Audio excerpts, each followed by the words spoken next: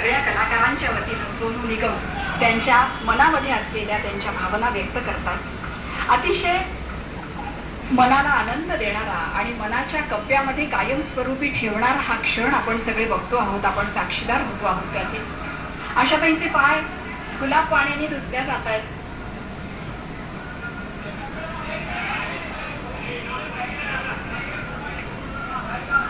वेदमंत्राच्या घोषासह आपण या सगळ्याचा आनंद घेणार आहोत, आस्वाद घेणार आहोत। यानंतर 91 दिव्यांनी पारंपरिक पद्धतीने त्यांचं औक्षण करण्यात येईल, वस्त्र फुलांची परडी त्यांना देण्यात येईल आणि वेदमंत्राच्या घोषणाला सुरुवात करेल।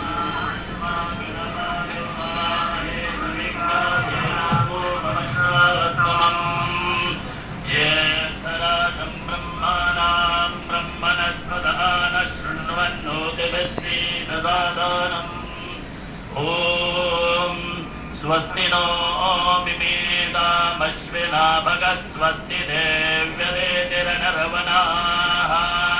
स्वस्ति पूषा असुरो ददातु नः स्वस्ति द्यावा पृथिवी सुचेतुनाः स्वस्तये वायमुपब्रवामहै सोमो स्वस्ति भुवनस्य यस्पतिः बृहस्पतिं सर्वागणो स्वस्तये स्वस्तय आदित्यासो भवन्तु नः विश्वे देवानो अद्या स्वस्तये वैश्वानरो वसो अग्ने स्वस्तये देवा अवन्त्वभव स्वस्तये स्वस्ति नो रुद्रपात्वं हसः स्वस्ति मित्रावरुणा स्वस्ति मध्ये रेवते स्वस्ति न इन्द्रश्चाग्निश्च स्वस्ति नो अदिते स्वस्ति बन्धा मनोजरे